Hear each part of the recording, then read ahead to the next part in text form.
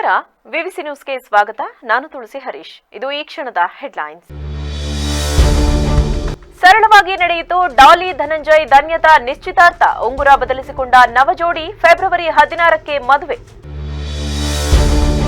ರಾಜ್ಯದಲ್ಲಿ BPL card ರದ್ದು, ಸಾರ್ವಜನಿಕರಲ್ಲಿ ಆತಂಕ. ಮುಖ್ಯಮಂತ್ರಿ ಸಿದ್ದರಾಮಯ್ಯ ಸ್ಪಷ್ಟನೆ. ಸರ್ಕಾರದ ಮೇಲಿನ ಹೊರೆ ತಪ್ಪಿಸಲು 11 ಲಕ್ಷ ಬಿಪಿಎಲ್ ಕಾರ್ಡ್ಗಳು ಎಪಿಎಲ್ಗೆ ಶಿಫ್ಟ್. ಗ್ಯಾರಂಟಿ ಸ್ಕೀಮ್ನಿಂದ ಸರ್ಕಾರಕ್ಕೆ ಹೊರೆ, ಸರ್ಕಾರದ ವಿರುದ್ಧ ಎಚ್ಡಿಕೆ ಕೆಂಡಾಮಂಡಲ.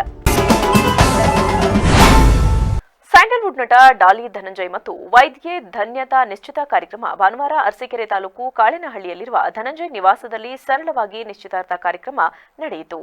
ಮೈಸೂರಿನಲ್ಲಿ ಫೆಬ್ರವರಿ 16ರಂದು ಮದುವೆ ಕಾರ್ಯಕ್ರಮ ನಡೆಯಲಿದ್ದು, ದೀಪಾವಳಿ ಹಬ್ಬದ ಸಂಭ್ರಮದಲ್ಲಿ ಡಾಲಿ ತನ್ನ ಬಾಳ ಸಂಗಾತಿಯನ್ನ ಪರಿಚಯಿಸಿದರು.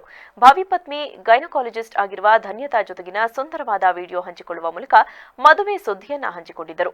ಡಾಲಿ ಮತ್ತು ಧನ್ಯತಾ ಇಬ್ಬರು ಅನೇಕ ವರ್ಷಗಳ ಪರಿಚಯ. ಈ ಪರಿಚಯ ಪ್ರೀತಿಗೆ ತಿರುಗಿ ಇದೀಗ ಹಸಮಣೆ ಏರುತ್ತಿದ್ದಾರೆ.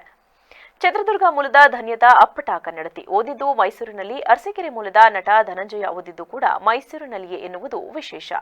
ರಾಜ್ಯದಲ್ಲಿ ಬಿಪಿಎಲ್ ಕಾರ್ಡ್ ರದ್ದುಪಡಿಸುತ್ತಿರುವ ಬಗ್ಗೆ ವ್ಯಾಪಕ ಚರ್ಚೆಗಳು ನಡೆಯುತ್ತಿವೆ. ಈ ಬಗ್ಗೆ ಪ್ರತಿಕ್ರಿಯಿಸಿರುವ ಸಿಎಂ ಸಿದ್ದರಾಮಯ್ಯ, ಅನರ್ಹರ ಬಿಪಿಎಲ್ ಕಾರ್ಡ್ಗಳನ್ನು ಮಾತ್ರ ವಾಪಸ್ ಪಡೆಯಲಾಗುತ್ತದೆ, ಅರ್ಹರಿಗೆ ಯಾವುದೇ ತೊಂದರೆ ಇಲ್ಲ ಎಂದಿದ್ದಾರೆ. ಇಂದು ಭಾನುವಾರ ಬಾಗಲಕೋಟೆಯಲ್ಲಿ ಬಿಪಿಎಲ್ ಕಾರ್ಡ್ಗಳ ರದ್ದತಿ ಬಗ್ಗೆ ಮಾಧ್ಯಮ ಪ್ರತಿನಿಧಿಗಳು ಕೇಳಿದ ಪ್ರಶ್ನೆಗೆ ಉತ್ತರಿಸಿದ ಅವರು, ಬಿಪಿಎಲ್ ಕಾರ್ಡ್ಗಳು ರದ್ದಾಗುತ್ತಿವೆ ಎನ್ನುವ ಪ್ರಶ್ನೆಯೇ ಪೂರ್ತಿ ತಪ್ಪು. ಪತ್ರಕರ್ತರು ಸರಿಯಾಗಿ ತಿಳಿದುಕೊಂಡು ಬರಬೇಕು. ಅನರ್ಹರ ಕಾರ್ಡ್ಗಳನ್ನು ವಾಪಸ್ ಪಡೆಯಬಹುದು ಎನ್ನುವ ಆಲೋಚನೆ ಮಾತ್ರ ನಮ್ಮದಾಗಿದೆ. ಇದಿನ್ನು ಆಹಾರ ಇಲಾಖೆಯ ಪರಿಶೀಲನೆ ಹಂತದಲ್ಲಿದೆ. ಅಂತಿಮ ತೀರ್ಮಾನ ತೆಗೆದುಕೊಂಡಿಲ್ಲ. ಅರ್ಹರಿಗೆ ಯಾವುದೇ ರೀತಿಯ ತೊಂದರೆ ಇಲ್ಲ ಎಂದರು. ಸರ್ಕಾರದ ಮೇಲಿನ ಹೊರೆ ತಪ್ಪಿಸಲು 11 ಲಕ್ಷ ಬಿಪಿಎಲ್ ಕಾರ್ಡ್ಗಳನ್ನು ಎಪಿಎಲ್ಗೆ ಬದಲಾವಣೆ ಮಾಡಲಾಗುತ್ತಿದೆ ಎಂದು ಕೇಂದ್ರ ಸಚಿವ ಎಚ್ಡಿ ಕುಮಾರಸ್ವಾಮಿ ಬಾಂಬ್ ಸಿಡಿಸಿದ್ದಾರೆ. ಕೋಲಾರದಲ್ಲಿಂದು ಮಾಧ್ಯಮಗಳೊಂದಿಗೆ ಮಾತನಾಡಿದ ಅವರು, 11 ಲಕ್ಷ ಬಿಪಿಎಲ್ ಕಾರ್ಡ್ಗಳು ಎಪಿಎಲ್ಗೆ ಬದಲಾವಣೆ ಆಗ್ತಿದೆ. ಬದಲಾವಣೆಗೆ ಕೈ ಹಾಕಿರುವ ಸರ್ಕಾರದ ಬಗ್ಗೆ ಜನರು ಪ್ರಶ್ನೆ ಮಾಡುತ್ತಿದ್ದಾರೆ. ಕೇಂದ್ರ ಸರ್ಕಾರ ಎಲ್ಲೂ ಅಕ್ಕಿ ಕಡಿತ ಮಾಡಿಲ್ಲ. ಬಿಪಿಎಲ್ನಿಂದ ಎಪಿಎಲ್ಗೆ ಬದಲಾವಣೆ ಬಗ್ಗೆ ಯೋಚನೆ ಮಾಡಿದ್ದೀರಾ? ಎಪಿಎಲ್ ಕಾರ್ಡ್ನವರು ದುಡ್ಡು ಕೊಡಬೇಕಲ್ವಾ? ಸರ್ಕಾರದ ಮೇಲೆ ಹೊರೆ ತಪ್ಪಿಸಲು ಈ ರೀತಿ ಮಾಡ್ತಿದ್ದಾರೆ. ಗ್ಯಾರಂಟಿ ಯೋಜನೆಗೆ 52,000 ಕೋಟಿ ರು ನೀಡುತ್ತಿದ್ದಾರೆ. ಗ್ಯಾರಂಟಿ ಕಾರ್ಯಕ್ರಮಕ್ಕೆ ಉಪಯೋಗ ಮಾಡೋದು ಬೇರೆ. ಗ್ಯಾರಂಟಿ ಸ್ಕೀಮ್ನಿಂದ ಸರ್ಕಾರಕ್ಕೆ ಏನೂ ಹೊರೆ ಇಲ್ಲ. ಹಾಗಾದ್ರೆ ತೆರಿಗೆ ಹೆಚ್ಚಿಗೆ ಮಾಡಿ ಸಂಗ್ರಹ ಮಾಡಿರುವ ಹಣ ಏನಾಯಿತು ಎಂದು ಪ್ರಶ್ನೆ ಮಾಡುತ್ತಿದ್ದಾರೆ. 71ನೇ ಅಖಿಲ ಭಾರತ ಸಹಕಾರ ಸಪ್ತಾಹ 2024ರ ಕರ್ನಾಟಕ ರಾಜ್ಯ ಸಹಕಾರ ಮಹಾಮಂಡಳಿ, ಜಿಲ್ಲಾ ಸಹಕಾರ ಒಕ್ಕೂಟ ಹಾಗೂ ಸಹಕಾರ ಇಲಾಖೆ, ಮೀನುಗಾರಿಕೆ, ಲ್ಯಾಂಡ್ಸ್, ಹಾಲು ಉತ್ಪಾದಕರ ಘಟಕಗಳ ಸಹಯೋಗದಲ್ಲಿ ಉದ್ಘಾಟನಾ ಕಾರ್ಯಕ್ರಮ ನಡೆಯಿತು. ಅಧ್ಯಕ್ಷರಾದ ಡಾಕ್ಟರ್ ಎಚ್.ವಿ. ರಾಜೀವ್ ರವರು ಮಾತನಾಡಿ, ಹೊಸ ಜನತೆ ಹಾಗೂ ಯುವ ಜನತೆ ಸಹಕಾರ ಕ್ಷೇತ್ರವನ್ನು ಆಯ್ಕೆ ಮಾಡಿಕೊಂಡು ಉತ್ತಮವಾದ ಆರ್ಥಿಕ ಅಭಿವೃದ್ಧಿ ಹೊಂದಬಹುದು. ಮುಂದಿನ ಹೆಜ್ಜೆಯ ಧ್ಯೇಯವನ್ನ ಇಟ್ಟುಕೊಂಡು ಸಾವಯವ ಪದ್ಧತಿಯನ್ನು ಅಳವಡಿಸಿಕೊಳ್ಳಬೇಕು. ಉದ್ಯಮಶೀಲವನ್ನ ಸಣ್ಣ ಪ್ರಮಾಣದಲ್ಲಿ ಉತ್ಪಾದನೆ ಮಾಡಿ ನಂತರ ದೊಡ್ಡ ಪ್ರಮಾಣದಲ್ಲಿ ಬೆಳೆಸುವ ಪ್ರಯತ್ನಕ್ಕೆ ಮುಂದಾಗಬೇಕು. ಜೊತೆಗೆ ಯುವಕರು ಹೆಚ್ಚಾಗಿ ಪಾದಾರ್ಪಣೆ ಮಾಡಬೇಕು. ನಂತರ ತಮ್ಮ ಬದುಕನ್ನು ಕಟ್ಟಿಕೊಳ್ಳಬಹುದು ಎಂದರು. ಸೌಹಾರ್ದ ಪ್ರತಿನಿಧಿಯಾಗಿ ಮಾತಾಡ್ತೀನಿ ಅಂತ ಮಾತಾಡಿದಾಗ ನನಗೆ ಒಂದು ಮಾತು ನೆನಪಾಗ್ತಾ ಇತ್ತು. ತುಂಬಾ ಟೈಮು ನಮ್ಮ ಮನೆ ಹಿರಿಕರು ಕೊಡೋ ಔಷಧಿ ಬಗ್ಗೆ ನಮ್ಗೆ ಬಹಳ ರುಚಿಸಲ್ಲ. ಅದ್ರಲ್ಲಿ ವಾಸಿ ಆಗುತ್ತೆ ಅಂತ ಅನ್ಸೋದಿಲ್ಲ. ಹೊಸ ಔಷಧಿ ಹುಡುಕ್ತಾ ಇರ್ತೀವಿ. ಯಾಕೆ ಮಾತನ್ನು ಹೇಳ್ತೀನಿ ಅಂದ್ರೆ, 29 ವರ್ಷದಿಂದ ಸಹಕಾರಿ 59 ಆಕ್ಲಿ ನಿರ್ದೇಶಕರಾಗಿದ್ದಂತ ಓಂ ಪ್ರಕಾಶ್ ಇವತ್ತು ಸೌಹಾರ್ದ ಸಂಸ್ಥೆಯನ್ನ ಆ ಕಾಯ್ದೆಯಲ್ಲಿ ಕಟ್ಟಿದ್ದಾರೆ ಅಂದ್ರೆ ಹೊಸತನ ಪ್ರಾರಂಭ ಆಗಿದೆ ಅನ್ನುವಂತ ಪ್ರತಿನಿತ್ಯ ಇಲ್ಲಿ ಕಾಣ್ತಾ ಇದೆ ಅನ್ನೋದನ್ನ ಹೆಮ್ಮೆಯಿಂದ ಸೌಹಾರ್ದ ಕಾಯ್ದೆಯ ಬಗ್ಗೆ ಹೇಳಿಕೆ ಇಚ್ಛೆ ಪಡ್ತೀನಿ. ಯಾಕೆ ಅಂತಂದ್ರೆ ಮತ್ತೊಂದು ವಿಚಾರ ನಾವು ಅರ್ಥ ತಗೋಬೇಕು. ಹೊಸ ಸಂಸ್ಥೆಗಳು ಹುಟ್ಟುದು ಕಡಿಮೆ ಆಗಿತ್ತು. ಇವತ್ತು ಪ್ರತಿ 5 ಸಂಸ್ಥೆ ಹೊಸದಾಗಿ ಹುಟ್ಟಿದ್ರೆ ಅದರಲ್ಲಿ 3 ಸಂಸ್ಥೆ ಸೌಹಾರ್ದ ಸಂಸ್ಥೆಗಳು ಹುಟ್ಟುತ್ತಾ ಇವೆ. ಅದಕ್ಕೆ ಕಾರಣಕರ್ತ ಯಾರಂದ್ರೆ ಪ್ರಮೋಟ್ ಮಾಡುವಂತ ವ್ಯವಸ್ಥೆ ಅಲ್ಲಿದೆ. ಅಲ್ಲಿ ಒಂದು ಸಂಸ್ಥೆ ಹುಟ್ಟಾಕ್ಬೇಕು ಅಂದ ತಕ್ಷಣ ಸಂಸ್ಥೆ ಹುಟ್ಟಾಕೋದು ಹೇಗೆ, ಅದಕ್ಕೆ ಏನೇನ್ ಕ್ರಮ ಅನುಸರಿಸಬೇಕು, ಅದಕ್ಕೆ ಫಸ್ಟ್ ಶೇರ್ ಎನ್ರೋಲ್ಮೆಂಟ್ ಮಾಡಿ ಪರ್ಮಿಷನ್ ಬೇಕಾದ್ದು ಕೊಡಿಸುವಂತ ಎಲ್ಲ ತಯಾರಿಗಳನ್ನ ಅಲ್ಲಿ ಮಾಡಿಕೊಟ್ಟು, ಆ ಪರ್ಮಿಷನ್ಗೆ ನನ್ನನ್ನು ಇನ್ನೊಬ್ಬರನ್ನ ಬಂದು ಹಿಡಿದು ಅಧಿಕಾರಿಗಳು ಬೇಗ ಪರ್ಮಿಷನ್ ಕೊಡಿ ಅಂತ ಹೇಳಿಸಿ, ಪರ್ಮಿಷನ್ ಕೊಟ್ಟ ಮೇಲೆ ಪ್ರಮೋಟರ್, ಚೀಫ್ ಪ್ರಮೋಟರ್ ಮತ್ತು ಪ್ರೊಮೋಟರ್ಸ್ಗೆ ಮೇಲಿಂದ ಮೇಲೆ ಕರೆ ಮಾಡಿ ಆ ಟಾರ್ಗೆಟ್ ನ ಸದಸ್ಯರನ್ನ ಮತ್ತು ಶೇರ್ ಅಮೌಂಟ್ ನ ರೀಚ್ ಮಾಡಿಸಿ ಆ ಸಂಘ ನೋಂದಣಿ ಮಾಡಿಸುವವರೆಗೂ ಬೆನ್ನತ್ತುವಂತ ಪ್ರಕ್ರಿಯೆ ಏನಿದೆಯೋ ಆ ಕಾರಣಕ್ಕಾಗಿ ಇವತ್ತು ಸೌಹಾರ್ದ ಸಂಸ್ಥೆಗಳು ಈ ಜಿಲ್ಲೆಯಷ್ಟೇ ಅಲ್ಲ ರಾಜ್ಯದ ಉದ್ದಗಲದಲ್ಲಿ ಬೆಳೀತಾ ಇರ್ತಕ್ಕಂಥದ್ದು ನಾವು ನೋಡ್ತಾ ಇದ್ದೀವಿ. ಯಾಕೆಂದ್ರೆ 2001ರಲ್ಲಿ ಬಂದಂತ ಸೌಹಾರ್ದ ಕಾಯ್ದೆ ಇವತ್ತು 5,000 ಸಂಸ್ಥೆಗಳನ್ನ ದಾಟಿ 6,000 ದಿಕ್ಕಿನಲ್ಲಿ ಹೆಜ್ಜೆ. ಈ ಕಾರ್ಯಕ್ರಮದಲ್ಲಿ ಚಂದ್ರಶೇಖರ್, ಎಚ್.ಡಿ. ಮಂಜಪ್ಪ ಸೇರಿದಂತೆ ಇತರರು ಹಾಜರಿದ್ದರು. ವರದಿ TS Shashikanth, VVC news, Mysuru. SDM ಮಹಾವಿದ್ಯಾಲಯ ಮತ್ತು Karnataka university academic forum of English teachers ಇವರ ಸಂಯುಕ್ತಾಶ್ರಯದಲ್ಲಿ ದಿನಾಂಕ 22 ಮತ್ತು 23 ನವೆಂಬರ್ 2024ರಂದು ಆರ್ಎಸ್ ಹೆಗಡೆ ಸಭಾಭವನದಲ್ಲಿ ಕನ್ನಡಿಗರ ನಡುವೆ ಇಂಗ್ಲಿಷ್ ಭಾಷೆ ವಿಷಯ ಕುರಿತಾದ 2 ದಿನಗಳ ಅಂತಾರಾಷ್ಟ್ರೀಯ ವಿಚಾರಣಾ ಸಂಕಿರಣ ಆಯೋಜಿಸಲಾಗಿದೆ. ಪತ್ರಿಕಾಗೋಷ್ಠಿಯನ್ನು ಉದ್ದೇಶಿಸಿ ಎಂಪಿಇ ಸೊಸೈಟಿಯ ಅಧ್ಯಕ್ಷರಾದ ಕೃಷ್ಣಮೂರ್ತಿ ಭಟ್ ಶಿವಾನಿಯವರು ಮಾತನಾಡಿ 2 ದಿನಗಳ ಅಂತಾರಾಷ್ಟ್ರೀಯ ವಿಚಾರಗೋಷ್ಠಿಯಲ್ಲಿ ಕನ್ನಡದ ಮಧ್ಯದಲ್ಲಿ ಇಂಗ್ಲಿಷ್ ಭಾಷೆಯ ಕುರಿತು ವಿವಿಧ ಕಾಲೇಜಿನ, ವಿವಿಧ ವಿಶ್ವವಿದ್ಯಾಲಯಗಳ, ವಿವಿಧ ರಾಜ್ಯದ ಹಾಗೂ ಆನ್ಲೈನ್ ಮುಖೇನ ಬೇರೆ ದೇಶಗಳ ಶಿಕ್ಷಣ ತಜ್ಞರು ಸೇರ್ಪಡೆಗೊಂಡ ವಿಚಾರಣಾ ಸಂಕಿರಣ ನಡೆಯಲಿದೆ. ಶಿಕ್ಷಣ ರಂಗದಲ್ಲಿ ಹೊಸ ವಿಚಾರಗಳನ್ನು ಇಟ್ಟುಕೊಂಡು ದಾಪುಗಾಲು ಹಾಕುತ್ತಿರುವ ನಮ್ಮ ಸಂಸ್ಥೆ ಈ ಹಿಂದೆ ವಾಣಿಜ್ಯ ವಿಭಾಗದಂತ ಅಂತಾರಾಷ್ಟ್ರೀಯ ವಿಚಾರಗೋಷ್ಠಿಯನ್ನು ಯಶಸ್ವಿಯಾಗಿ ನಡೆಸಿದ್ದು, ಇದೀಗ ಪ್ರಥಮ ಬಾರಿಗೆ ಇಂಗ್ಲಿಷ್ ವಿಭಾಗದ ವತಿಯಿಂದ ಅಂತಾರಾಷ್ಟ್ರೀಯ ವಿಚಾರಗೋಷ್ಠಿಯನ್ನು ನಡೆಸುತ್ತಿದ್ದೇವೆ ಎಂದರು. ನಾವು ಪ್ರಾಚಾರ್ಯನಾಗಿ ಅಧಿಕಾರ ತೆಗೆದುಕೊಂಡ ಮೇಲೆ ಪ್ರಪ್ರಥಮವಾಗಿ ಸಂಘಟಿಸ್ತಾ ಇರುವಂಥ ಇದು ಅಂತಾರಾಷ್ಟ್ರೀಯ ಸಮ್ಮೇಳನ ಇದೆ. ಈ ಹಿಂದೆ ಆಗಿತ್ತು, ಅದು ಕಾಮರ್ಸ್ ವಿಭಾಗದಿಂದ ಆಗಿತ್ತು. ಇಂಥ ವಿಚಾರಗೋಷ್ಠಿಗಳನ್ನು ನಾವು ಅದು ರಾಷ್ಟ್ರೀಯ ಇರ್ಬೋದಾಗಲಿ ಅಂತಾರಾಷ್ಟ್ರೀಯ ಸಮ್ಮೇಳನಗಳನ್ನು ನಾವು ಮೇಲಿಂದ ಮೇಲೆ ನಡೆಸಿದಾಗ ನಮಗೆ ನ್ಯಾಕ್ನಲ್ಲಿ ಕೂಡ ಪಾಯಿಂಟ್ಸ್ಗಳು ಹೆಚ್ಚು ಬರಲಿಕ್ಕೆ ಅವಕಾಶ ಆಗ್ತದೆ. ಕನ್ನಡಿಗರ ಮಧ್ಯದಲ್ಲಿ ಆಂಗ್ಲ ಭಾಷೆ ಇದಕ್ಕೆ ಸಂಬಂಧಪಟ್ಟಂಥ ಒಂದು ವಿಷಯವನ್ನು ಅವರು ಅಂತಾರಾಷ್ಟ್ರೀಯ ಸಮ್ಮೇಳನಕ್ಕೆ ಆಯ್ಕೆ ಮಾಡಿಕೊಂಡಿದ್ದಾರೆ. ಪ್ರಾಯಶಃ ನಾವೆಲ್ಲರೂ ಕನ್ನಡಿಗರೇ. ಆರಂಭದಲ್ಲಿ ನಾವು ಪ್ರಾಥಮಿಕ ಶಿಕ್ಷಣದಿಂದ ವಿಶೇಷವಾಗಿ ಕಾಲೇಜಿಗೆ ಬರುವ ಪೂರ್ವದಲ್ಲಿ SLC ವರೆಗೆ ವಿಶೇಷವಾಗಿ, ನಾನಂತೂ PU ವರೆಗೆ ಕೂಡ ಕನ್ನಡ ಭಾಷೆಯಲ್ಲಿ ಮಾತೃಭಾಷೆಯಲ್ಲಿ ಓದಿದ್ದು. ಅನಂತರ ಆಂಗ್ಲ ಭಾಷೆಯನ್ನು ಮಾತಾಡಿದ್ದು. ಸ್ವಾಭಾವಿಕವಾಗಿ ಆಂಗ್ಲ ಭಾಷೆಯನ್ನು ಮಾತನಾಡುವಾಗ ನಮಗೆ ಹೆಸಿಟೇಷನ್ ಆಗ್ತದೆ, ಅಷ್ಟು ಫ್ಲೂಯೆನ್ಸಿ ಸಿಗುವುದಿಲ್ಲ. ಕನ್ನಡದಲ್ಲಿ ಮಾತಾಡುವಷ್ಟು ಪ್ರೌಢಿಮೆ. ಪತ್ರಿಕಾಗೋಷ್ಠಿಯಲ್ಲಿ doctor MJ Hegde, doctor DL Hebbar, ವಿಚಾರಣಾ ಸಂಕಿರಣದ ಸಂಘಟನಾ ಕಾರ್ಯದರ್ಶಿ ಪ್ರೊಫೆಸರ್ ಕೆಆರ್ ಶ್ರೀಲತಾ, ಕಾರ್ಯದರ್ಶಿ ಪ್ರೊಫೆಸರ್ ವೆಲೆನ್ಸ್ಲಿಯಾ ಡಿಸೋಜಾ, ಪ್ರೊಫೆಸರ್ ಸಂತೋಷ್ ಮೆಣಸಗಿ ಉಪಸ್ಥಿತರಿದ್ದರು. ವರದಿ ರೂಪಾ, ವಿವಿಸಿ ನ್ಯೂಸ್, ಉತ್ತರ ಕನ್ನಡ. ನಮ್ಮ ಸರ್ಕಾರ ಕೊಟ್ಟ ಭರವಸೆಯಂತೆ 5 ಗ್ಯಾರಂಟಿಗಳನ್ನು ಈಡೇರಿಸಿದ್ದು, ಇದರಿಂದಾಗಿ ಬಡವರಿಗೆ ಅನುಕೂಲವಾಗಿದೆ ಎಂದು ಸಚಿವ ಮಂಕಾಳ್ ವೈದ್ಯ ತಿಳಿಸಿದರು.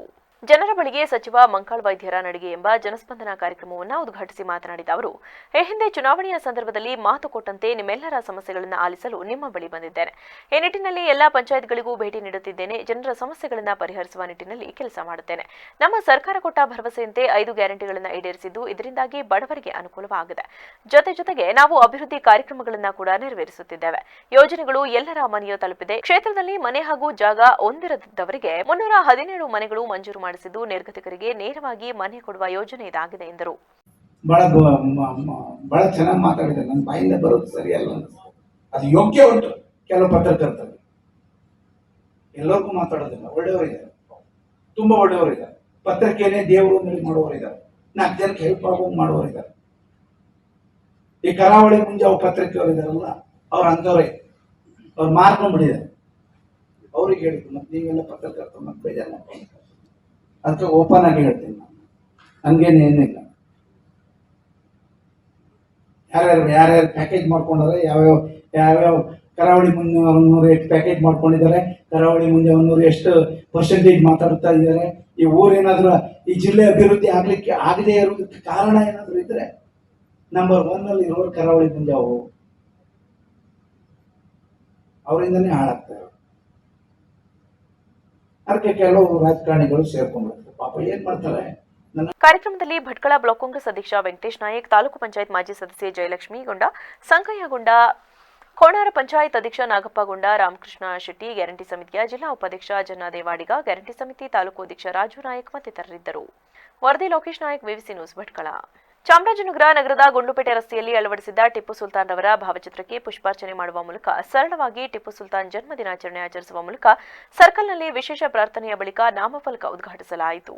ಈ ಸಂದರ್ಭದಲ್ಲಿ ಟಿಪ್ಪು ಯುವ ಸಂಘದ ಅಧ್ಯಕ್ಷ ನಯಾಜ್ ಪಾಷಾ ಮಾತನಾಡಿ, 20 ವರ್ಷ ಹಳೆಯ ನಾಮಫಲಕ ಸಂಪೂರ್ಣವಾಗಿ ನಿಷ್ಕ್ರಿಯಗೊಂಡಿತ್ತು. ಅದನ್ನು ನೂತನವಾಗಿ ಹೊಸದಾಗಿ ನಾಮಫಲಕವನ್ನು ತಯಾರಿಸಿ ನಗರದ ಮುಖ್ಯಸ್ಥರ ಸಹಕಾರದೊಂದಿಗೆ ಮತ್ತು ಟಿಪ್ಪು ಸುಲ್ತಾನ್ ಅವರ ಜನ್ಮದಿನದ ಅಂಗವಾಗಿ ಅವರ ಹೆಸರಿನ ಸರ್ಕಲ್ ನಾಮಫಲಕ ಅಳವಡಿಸಲಾಗಿದೆ ಎಂದರು.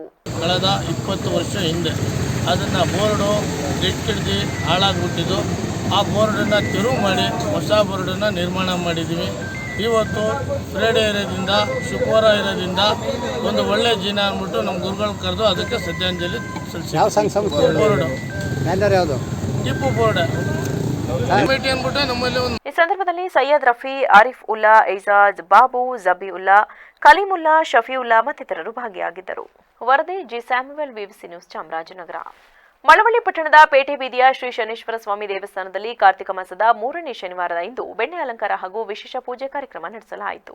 ಈ ವೇಳೆ ಅರ್ಚಕ ರಾಜನರಸಿಂಹ ಮಾತನಾಡಿ, ಪ್ರತಿ ವರ್ಷ ಮಾಸ ವಿಶೇಷ ಪೂಜೆ ಇರುತ್ತದೆ. ಅದರಲ್ಲೂ ಕಾರ್ತಿಕ ಮಾಸದ 3ನೇ ಶನಿವಾರ ಬೆಣ್ಣೆ ಅಲಂಕಾರ, ಶನೇಶ್ವರನ ಹರಿಕತೆ, ಬಳಿಕ ಮಹಾಮಂಗಳಾರತಿ ಹಾಗೂ ಅನ್ನ ಸಂತರ್ಪಣೆ ನಡೆಸಲಾಗುತ್ತದೆ ಎಂದರು. ಈ ವೇಳೆ ನೂರಾರು ಭಕ್ತರು ಆಗಮಿಸಿ ದೇವರ ದರ್ಶನ ಮಾಡಿ ಪೂಜೆ ಸಲ್ಲಿಸಿದರು. ಮಳವಳ್ಳಿ ಪೇಟೆ ಬೀದಿ ಶನೇಶ್ವರ ದೇವಾಲಯದಲ್ಲಿ ಪ್ರತಿ ವರ್ಷವೂ ಎಲ್ಲ ಮಾಸದಲ್ಲೂ ಥರ ಪೂಜೆಗಳು, ವಿಶೇಷ ಪೂಜೆಗಳು, ಅಲಂಕಾರಗಳು ಮತ್ತು ಹರಿಕತೆ ಇತ್ಯಾದಿಗಳು ನಡೀತದೆ. ಇಲ್ಲಿ ವಿಶೇಷ ಶ್ರಾವಣ ಮಾಸ, ಕಾರ್ತಿಕ್ ಮಾಸ, ಧನುರ್ಮಾಸ ಪ್ರತಿ ವರ್ಷವೂ ಕೂಡ ಮಾಸದಲ್ಲೂ ತುಂಬ ಪೂಜೆಗಳು ನಡೀತದೆ. ಈಗ ಕಾರ್ತಿಕ್ ಮಾಸದಲ್ಲಿ 3ನೇ ಶನಿವಾರ ವಿಶೇಷವಾಗಿ ಜನರ ಭಕ್ತರು ಬೆಣ್ಣೆ ಅಲಂಕಾರ ಹಾಗೂ ಶನೇಶ್ವರ ಸ್ವಾಮಿ ಹರಿಕತೆ ಹಾಗೂ ಅನ್ನಸಂತರ್ಪಣೆ ಕಾರ್ಯಕ್ರಮ ಎಲ್ಲ ನಡೀತಾ ಇದೆ. ತುಂಬ ಜನ ಬರ್ತಾ ಇದ್ದಾರೆ. ತುಂಬ ಇನ್ನೂ ಹೆಚ್ಚಾಗಿ ಬಂದು ಆ ಭಗವಂತನ ಕೃಪೆಗೆ ಪ್ರಾರ್ಥರಾಗಿ ಆಶೀರ್ವಾದ ಪಡಿಬೇಕು ಅಂತ ಕೇಳ್ಕೊಳ್ತೀವಿ. ವಿಶೇಷವಾಗಿ ಅಷ್ಟೋತ್ರ ವಿಶೇಷ ಅಂದರೆ ಬೆಣ್ಣೆ, ಭಸ್ಮ ಅಲಂಕಾರ ಇತ್ಯಾದಿ ಅಲಂಕಾರಗಳು ಮಾಡ್ತೀವಿ. ಅಲಂಕಾರ ಅದು ಷೋಡಶೋಪಚಾರ ಪೂಜೆ, ಮಹಾಸಂಕಲ್ಪ, ಅಷ್ಟೋತ್ತರ, ಅಭಿಷೇಕ, ಬೆಳಗ್ಗೆ ಪಂಚಾಮೃತ ಅಭಿಷೇಕ ಇರುತ್ತೆ. ಎಲ್ಲ ವಕೀಲರ ಸಂಘದ 2024-25 ಹಾಗೂ 2025-26ನೇ ಸಾಲಿನ ನೂತನ ಕಾರ್ಯಕಾರಿ ಸಮಿತಿಯ 2 ವರ್ಷದ ಅವಧಿಗೆ ನಡೆದ ಚುನಾವಣೆಯಲ್ಲಿ ನಾಗೇಗೌಡ ಅವರು ಅಧ್ಯಕ್ಷರಾಗಿ ಭರ್ಜರಿ ಗೆಲುವು ಸಾಧಿಸಿದ್ದಾರೆ. ಉಳಿದಂತೆ ಉಪಾಧ್ಯಕ್ಷರಾಗಿ ಪುರುಷೋತ್ತಮ್, ಪ್ರಧಾನ ಕಾರ್ಯದರ್ಶಿಯಾಗಿ ಸಾದುಗುನಹಳ್ಳಿ, ಎಸ್ಜೆ ಮಂಜೇಗೌಡ, ಖಜಾಂಚಿಯಾಗಿ ಪ್ರಸನ್ನಕುಮಾರ್, ಜಂಟಿ ಕಾರ್ಯದರ್ಶಿ ದೊಡ್ಡಯ್ಯ ಹಾಗೂ ಮಹಿಳಾ ಮೀಸಲು ನಿರ್ದೇಶಕಿಯಾಗಿ ನಾರ್ಗೋನಹಳ್ಳಿ ಗಿರಿಜಾ ಜಗದೀಶ್ ಮತ್ತು ನೂತನ ಆಡಳಿತ ಮಂಡಳಿಯ ನಿರ್ದೇಶಕರಾಗಿ ಶಿವಕುಮಾರ್, ಅವಿನಾಶ್, ಪ್ರತಾಪ್, ಜನಾರ್ದನ್ ಹಾಗೂ ಪ್ರವೀಣ್ ಅವರು ಆಯ್ಕೆಯಾಗಿದ್ದಾರೆ. ನನಗೆ ಬೆಂಬಲ ಕೊಟ್ಟು ಒಂದು ಜವಾಬ್ದಾರಿಯುತ ಸ್ಥಾನವನ್ನು ಕೆಲಸವನ್ನು ನಿರ್ವಹಿಸೋದಕ್ಕೆ ನನಗೆ ಅವಕಾಶ ಮಾಡಿಕೊಟ್ಟಿದ್ದಾರೆ. ಅದನ್ನು ಸಂಪೂರ್ಣವಾಗಿ ನನ್ನ ಕೈಯಿಂದ ಜಾಸ್ತಿ ಹೆಚ್ಚು ಮೀರಿ, ಶಕ್ತಿ ಮೀರಿ ನಾನು ಕೆಲಸ ಮಾಡುತ್ತೀನಿ ಈ ಸಂಘಕ್ಕೆ ಅಂತೇಳಿ ನಾನು ಇಚ್ಛೆ ಪಡ್ತೀನಿ. ತಕ್ಕ ಜಾಸ್ತಿ ಸಮಸ್ಯೆಗಳಿದೆ, ಇದನ್ನು ಸಂಪೂರ್ಣವಾಗಿ ಬಗೆಹರಿಸುವಲ್ಲಿ ಪ್ರಾಮಾಣಿಕವಾದ ಪ್ರಯತ್ನ ಮಾಡ್ತೇನೆ. ಮತ್ತು ಏನು ವಕೀಲರ ಹಿತರಕ್ಷಣೆ ಕಾಯಬೇಕು ಅಂತ ನನಗೆ ಜವಾಬ್ದಾರಿ ಸ್ಥಾನ ಕೊಟ್ಟಿದ್ದಾರೆ. ಬಳಿಕ ಸಂಘದ ನೂತನ ಅಧ್ಯಕ್ಷರಾದ ನಾಗೇಗೌಡ ಮಾತನಾಡಿ, ನನ್ನ ಅಭೂತಪೂರ್ವ ಯಶಸ್ಸಿಗೆ ಕಾರಣರಾದ ಎಲ್ಲಾ ವಕೀಲರು ಹಾಗೂ ನನ್ನ ಗೆಲುವಿಗೆ ಹಗಲಿರುಳು ಶ್ರಮಿಸಿದ ನನ್ನ ಹಿತೈಷಿಗಳು ಮತ್ತು ಮತದಾರರ ವಕೀಲರಿಗೆ ಅನಂತ ಧನ್ಯವಾದಗಳನ್ನು ಅರ್ಪಿಸುತ್ತೇನೆ. ನನ್ನ ಮೇಲೆ ವಿಶ್ವಾಸವಿಟ್ಟು ನನಗೆ ಬಹುದೊಡ್ಡ ಜವಾಬ್ದಾರಿ ಅಧ್ಯಕ್ಷ ಸ್ಥಾನಕ್ಕೆ ಕೂರಿಸಿದ್ದೀರಿ. ನಿಮ್ಮ ನಂಬಿಕೆಗೆ ಚ್ಯುತಿ ಬಾರದಂತೆ ಕಾರ್ಯವನ್ನು ನಿರ್ವಹಿಸುತ್ತೇನೆ ಎಂದರು. ವಕೀಲರ ಸಂಘದ ನೂತನ ಪ್ರಧಾನ ಕಾರ್ಯದರ್ಶಿ ಎಸ್ಜೆ ಮಂಜೇಗೌಡ ಮಾತನಾಡಿ, ನಮ್ಮ ತಂಡದ ಐತಿಹಾಸಿಕ ಗೆಲುವಿಗೆ ಶ್ರಮಿಸಿದ ಎಲ್ಲ ನನ್ನ ವೃತ್ತಿ ಬಾಂಧವರಿಗೆ ಹೃದಯ ತುಂಬಿದ ಅಭಿನಂದನೆಗಳನ್ನು ಸಲ್ಲಿಸುತ್ತೇನೆ. ಅಧ್ಯಕ್ಷರು ಹಾಗೂ ಉಪಾಧ್ಯಕ್ಷರು, ಖಜಾಂಚಿ, ಜಂಟಿ ಕಾರ್ಯದರ್ಶಿ ಮತ್ತು ನೂತನವಾಗಿ ಆಯ್ಕೆಯಾದ ಎಲ್ಲ ಸದಸ್ಯರೊಂದಿಗೆ ಹಾಗೂ ಹಿರಿಯ ವಕೀಲರ ಸಲಹೆ ಮೇರೆಗೆ ವಕೀಲರ ಸಂಘದಲ್ಲಿ ಉತ್ಸಾಹದಿಂದ ಕೆಲಸ ಮಾಡಲು ಒಂದು ಉತ್ತಮ ಅವಕಾಶವನ್ನು ಸದುಪಯೋಗಪಡಿಸಿಕೊಂಡು ಕಾರ್ಯವನ್ನು ನಿರ್ವಹಿಸುತ್ತೇವೆ ಎಂದರು. ಈ ಸಂದರ್ಭದಲ್ಲಿ ಹಿರಿಯ ವಕೀಲರಾದ ಎಸ್ಎ ವಿಜಯಕುಮಾರ್, ಮಾಜಿ ಅಧ್ಯಕ್ಷ ರವಿಶಂಕರ್, ಪ್ರಸನ್ನಕುಮಾರ್, ಕೆಜೆ ನಿರಂಜನ್, ಎಚ್ ರವಿ, ಸತೀಶ್, ಮಹೇಶ್, ಕೃಷ್ಣಕುಮಾರ್, ರಾಮೇಗೌಡ ಸೇರಿದಂತೆ ಇತರರು ಹಾಜರಿದ್ದರು. ಕೊನೆಯಲ್ಲಿ ಮತ್ತೊಮ್ಮೆ ಹೆಡ್ಲೈನ್ಸ್. ಸರಳವಾಗಿ ನಡೆಯಿತು ಡಾಲಿ ಧನಂಜಯ್ ಧನ್ಯತಾ ನಿಶ್ಚಿತಾರ್ಥ. ಉಂಗುರ ಬದಲಿಸಿಕೊಂಡ ನವಜೋಡಿ, ಫೆಬ್ರವರಿ 16ಕ್ಕೆ ಮದುವೆ. ರಾಜ್ಯದಲ್ಲಿ ಬಿಪಿಎಲ್ ಕಾರ್ಡ್ ರದ್ದು, ಸಾರ್ವಜನಿಕರಲ್ಲಿ ಆತಂಕ, ಮುಖ್ಯಮಂತ್ರಿ ಸಿದ್ದರಾಮಯ್ಯ ಸ್ಪಷ್ಟನೆ. ಸರ್ಕಾರದ ಮೇಲಿನ ಹೊರೆ ತಪ್ಪಿಸಲು 11 ಲಕ್ಷ ಬಿಪಿಎಲ್ ಕಾರ್ಡ್ಗಳು ಎಪಿಎಲ್ಗೆ ಶಿಫ್ಟ್. ಗ್ಯಾರಂಟಿ ಸ್ಕೀಮ್ನಿಂದ ಸರ್ಕಾರಕ್ಕೆ ಹೊರೆ, ಸರ್ಕಾರದ ವಿರುದ್ಧ ಎಚ್ಡಿಕೆ ಕೆಂಡಾಮಂಡಲ. ಕ್ಷಣದ ಸುದ್ದಿಗಾಗಿ ನೋಡ್ತಾ ಇರಿ ವಿವಿಸಿ ಟಿವಿ, ಸತ್ಯದ ಕಡೆ ನಮ್ಮ ನಡೆ.